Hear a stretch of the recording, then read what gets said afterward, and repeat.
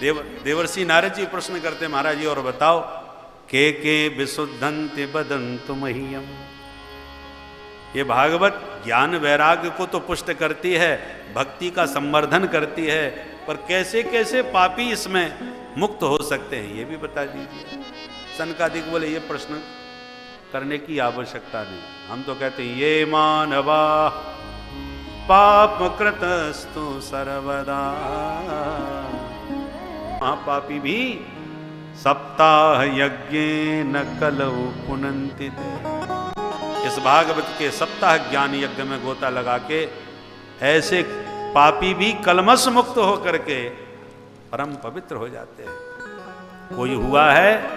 हाँ हुआ है। तब इतिहास सुना दिया। तुंगभद्रा नदी के तट पर आत्मदेव ब्राह्मण अपनी पत्नी धुंधली के साथ रहते थे। संतान नहीं हुई, दुखी होकर मरने के लिए गए। संत मिल गए। संत ने बहुत समझाया, समझ में नहीं आया तो फल पकड़ाया, जाओ पत्नी को खिलाओ बेटा हो जाएगा।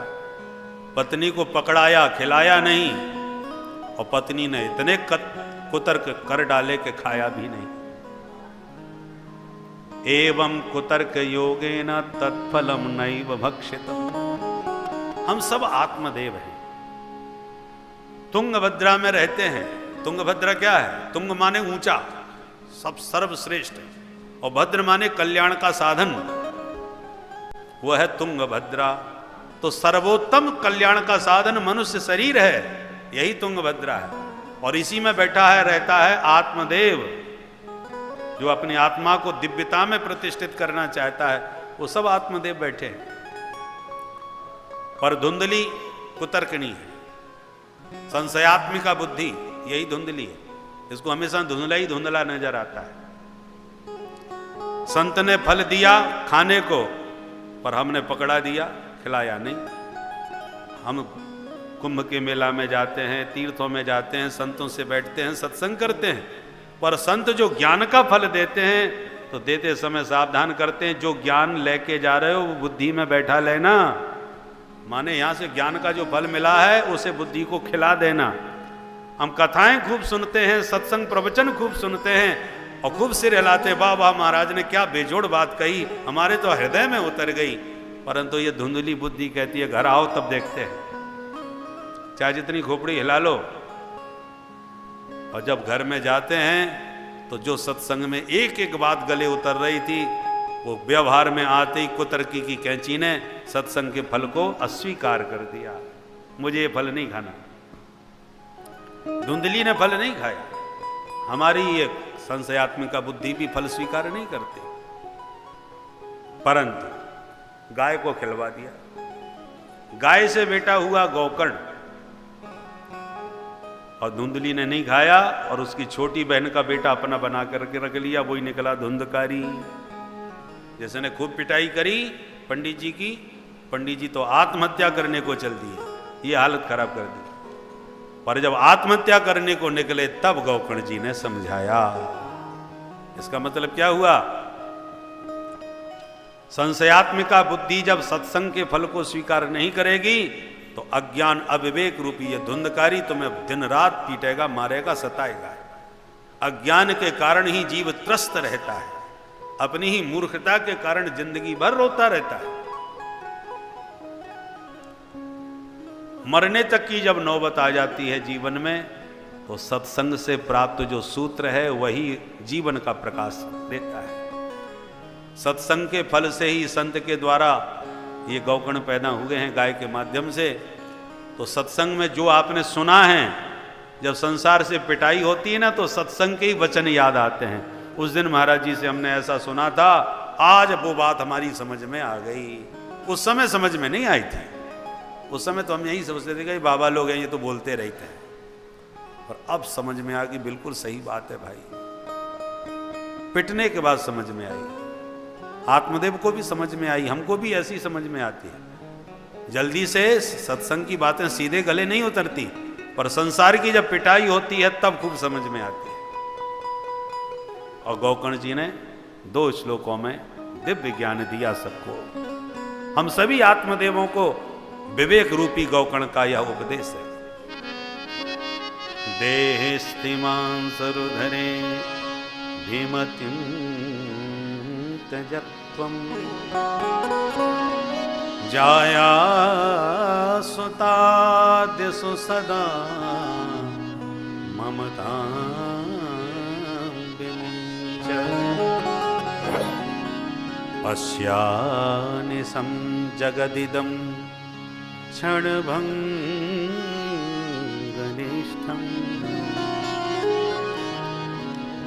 वैराग्यरागरसिको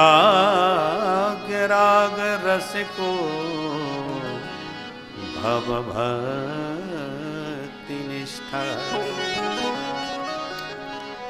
धर्मं भजस्व सततं त्यज लोकधर्मा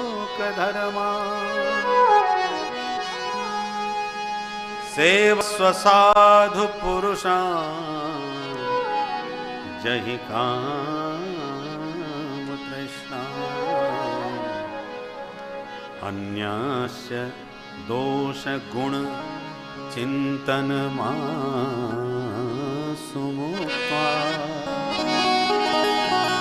सेवा कथा रसमहो नितरां पिबत्वम्। ये दो श्लोक हम सब के लिए जीवन के सूत्र हैं।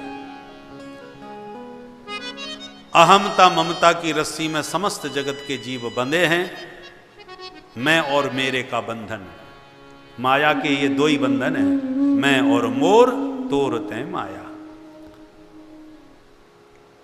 देह में मैं पना मान लेना, देह के संबंधों में ममता, मम मेरे, बस ये मैं देह और देह के संबंधियों में हम बंधे हुए हैं। इन दोनों बंधनों को विवेक के द्वारा खोलो, इन बंधनों को तोड़ो। देह में रहो पर देहासक्ति से मुक्त रहो।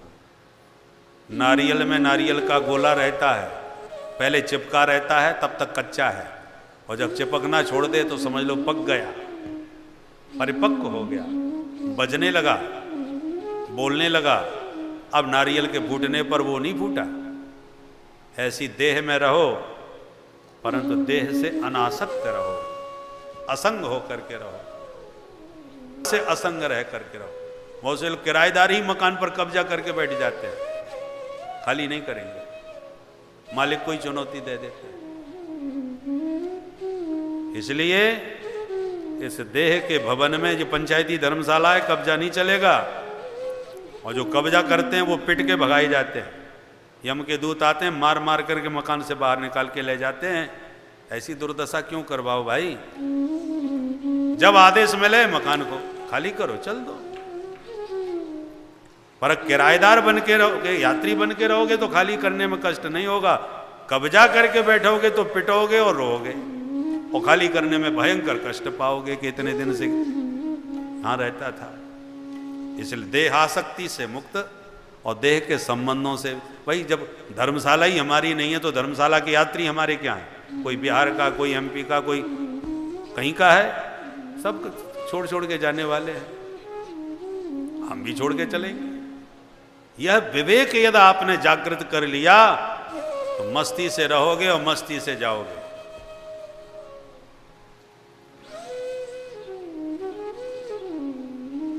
कामनाओं के कांटे निकाल के फेंक दो, दूसरों का गुण दोष देखना बिल्कुल छोड़ दो, संतों का संग करो, उन्हीं को अपना सच्चा सुहृद समझो। एक एक सूत्र गले उतर गया, छोड़ करके आत्मदेव चला गया। और इधर धुंधकारी ने जब धुंधली को मारना चालू किया, माताजी बोलो माल किधर? धुंधली दुखी हुई, कुआं में गिर के आत्महत्या कर बैठी। धुंधकारी ने माता पिता दोनों को ठिकाने लगाया तो गोकर्ण जी तीर्थ यात्रा करने चले गए। धुंधकारी स्वतंत्र 5 पुण्य वधुओं को ले आया। एक दिन उन्हीं ने 5 ने मिलकर षड्यंत्र रचाया। रात में अंगारे मुंह में भर के धुंधकारी को मार डाला, गड्ढा खोद करके आंगन में ही दफना दिया। प्रायः साहसिको स्त्रिय, सनकादि कह रहे नारद जी, प्रायः स्त्री बड़ी अबला और भीरू होती है, परंतु बुद्धि बिगड़ जाए तो उसके समान दुस्साहस कोई नहीं कर सकता। बहुत साहस होता है। पांचों ने मिलकर ठिकाने लगा दिया, माल लेके चली गई। बड़ा भयंकर प्रेत बना। गोकर्ण जी को पता चला तो गया में श्राद्ध करके घर लौटे, पर घर में विश्राम करते समय उसने डराना चालू कर दिया। कभी भेड़, कभी भैंसा, कभी हाथी। भैया कौन हो? मंत्र पढ़ के जब मारा गोकर्ण जी ने, तब बोलना चालू किया, अहम भ्राता त्वदीयोस्मि धुंधुकारीति नामतः स्वकीयेनैव दोषेण ब्रह्मत्वं नाशितं मया। तुम्हारा ही भाई हूं भैया। कितने पाप किए कोई गिनती नहीं है। उस पापों का परिणाम है कि प्रेत बना पड़ा हूं। अहो बंधो कृपा सिंधो भ्रातर मामा सुमोचय। मैंने जीवन में कोई अच्छा काम नहीं किया, पर एक सौभाग्य है कि तुम जैसा भाई मुझे मिला है। तुम ही मेरा उद्धार कर सकते हो। गोकर्ण जी बोले, मैं तो तुम्हारे लिए श्राद्ध करके आया हूं, वो भी गया में। बोले 100 श्राद्ध कर लो, कुछ नहीं होने वाला, हम नंबर 1 के पापी हैं। चलो भाई कोई दूसरा उपाय ढूंढेंगे। परिणाम यह हुआ कि गोकर्ण जी रात में सो नहीं पाए। प्रातःकाल विद्वानों से परामर्श लिया, कोई समाधान नहीं मिला। तो सूर्य भगवान ने उत्तर दिया। सूर्य भगवान की प्रार्थना करी तो सूर्य भगवान बोले, श्रीमद् भागवतान मुक्ति सप्ताहम वाचनम कुरु। भागवत सप्ताह ज्ञान यज्ञ का श्रवण कराओ, मुक्त हो जाएगा तुम्हारा भाई। तब गोकर्ण जी ने आषाढ़ मास के शुक्ल पक्ष में भव्य दिव्य आयोजन किया। हजारों श्रोता आए, धुंधकारी भी आया। पर वायु प्रधान प्रेतों का, भूत प्रेतों का शरीर होता है, तो 7 गांठ के पोले बांस में प्रविष्ट होकर के प्रेम से सुनने लगा। भागवत कल्प वृक्ष है, जिस कल्पना से सुनोगे वो पूर्ण होगी। मुक्ति की कामना लिए धुंधकारी सुन रहा था। एक एक दिन में एक एक ग्रंथि चटकती गई। एवं सप्त दिनश्चैव सप्त ग्रंथि विवेदनम भैरवी।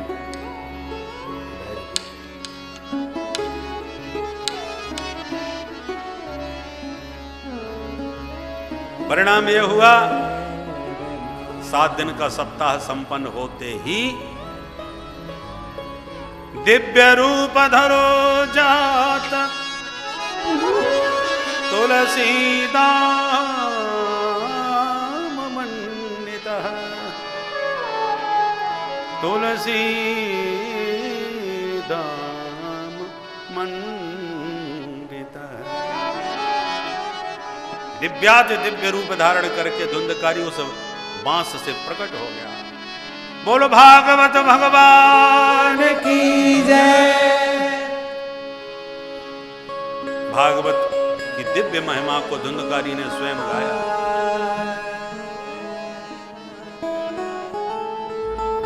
और जैसे ही गा रहा था कि दिव्य विमान आकाश मंडल से आया। भगवत पार्षदों ने हाथ पकड़ के धुंधकारी को उसमें बैठाया।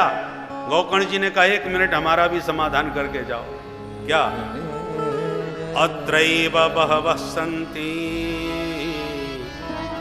श्रोतारो मम निर्मला आनीतानि विमानानि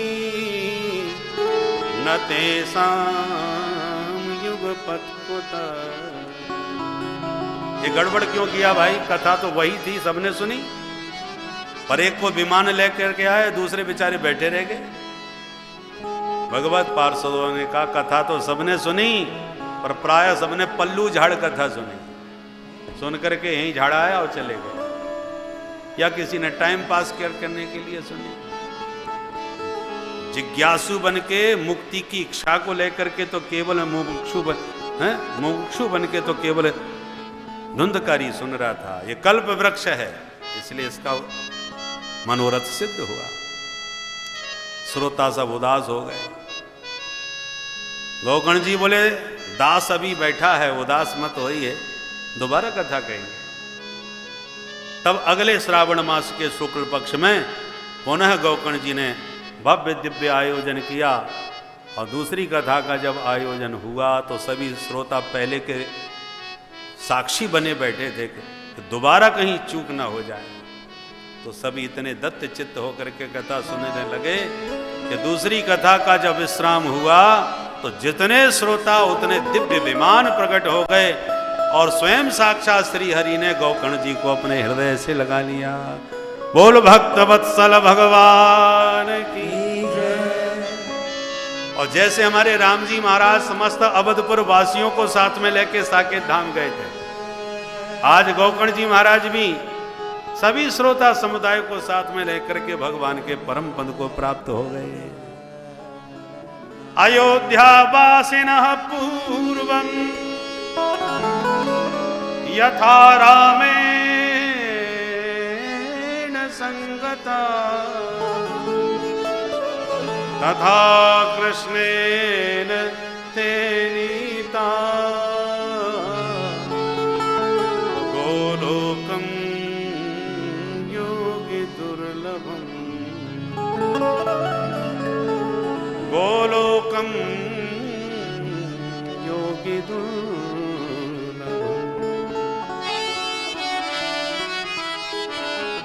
गोलोकम योगी दुर्लभम। योगी दुर्लभ दिव्य गोलोक धाम गोकर्ण जी की वजह से सभी को प्राप्त हो गया। बोलो भागवत भगवान की जय, भक्त वत्सल भगवान की जय।